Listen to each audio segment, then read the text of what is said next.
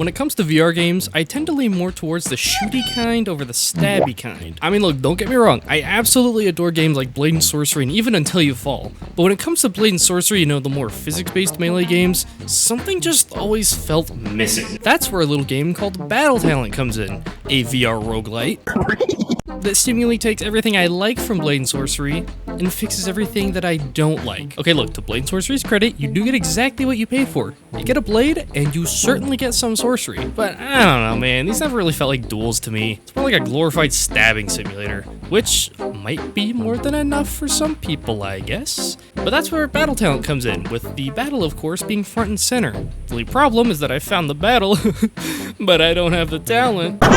But in all seriousness, this game really does focus more on giving you actual battles to fight. At first, it might not even feel like this. You'll start out fighting goblins and skeletons who, well, attempt to put up a fight.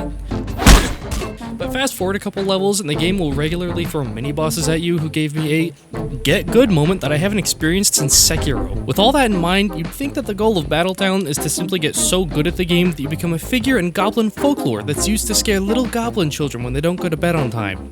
And you'd be right. However, what's the point of getting good at the game and beating all the dungeons if you don't have style? Which to me is easily the most important part of Battle Talent. VR has always had the advantage of being inherently more stylish due to the level of player interaction, but Battle Talent has so many abilities and weapons that elevate it far beyond most VR games for me. All it's really missing for me is a style meter of some sorts, but I'm not even going to begin to think about how that would actually be implemented in VR.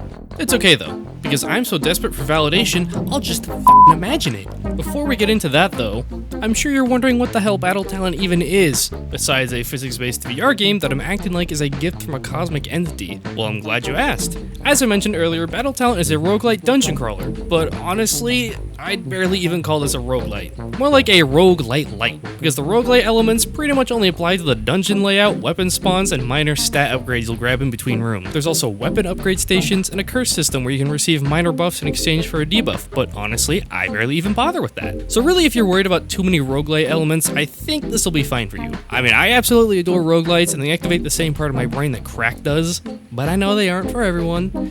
There are also smaller arena fights and a whole-ass sandbox too. If the dungeons are really a problem, you've at least got options.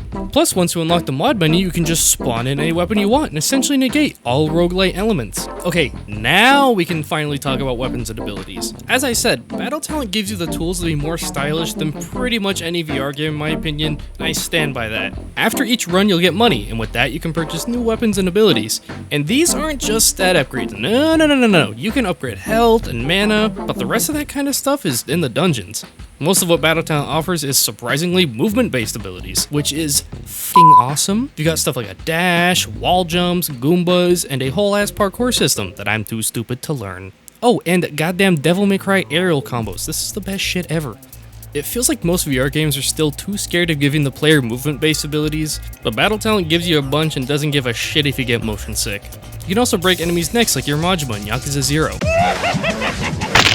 And look, we haven't even gotten to the weapons yet.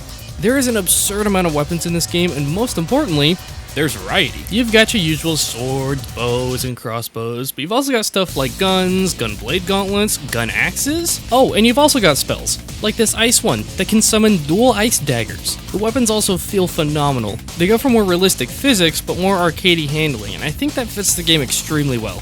Revolver in particular has a very satisfying flip reload, and I love it. Now we just need a double barrel shotgun to flip reload to really make this Devil May Cry. After that, my life will be complete. But hey, who needs some fancy weapons when you can be a real man and parry attacks with your fist? I swear, this game surprises me constantly. Having all these weapons and abilities though, means you've got to have some good enemies to fight, and Battle Talent certainly delivers here. The standard goblins and skeletons usually don't stand a chance one-on-one, but they can be pretty lethal in large groups, and later on they're usually there to just harass you while a boss or mini-boss melts your health bar. And hey, for what it's worth, as someone who fights goblins on a daily basis, this game does a pretty good job at representing that. You'll also fight other enemies like whatever the hell these things are, and people. But okay, after that, I know what you're all thinking. If this game is so stylish, fast-paced, and blow your ass off action-packed, then why haven't you made a montage set to Metal Gear Rising music? Well, guess what? I don't have that. But I do have this. Holy shit, this is hot garbage. Yeah. But I can't stop listening. Yeah. I just shoved a nuke up my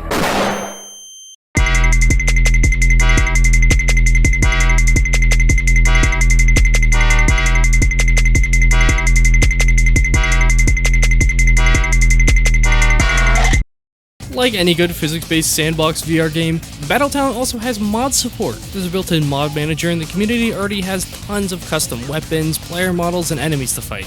There's even music mods with a music player in the menu. I never thought I'd see the day. This game hasn't even been out for that long, so I can't wait to see what the community creates in the future. Although I'm sure it'll be cursed as shit. Really, I feel like that's all I've got for Battletown, honestly. There's not a ton to it. You just gotta get in and play it for yourself.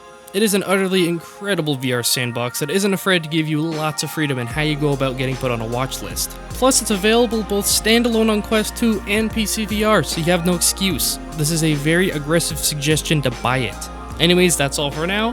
And remember, the fog is coming and it cannot be stopped.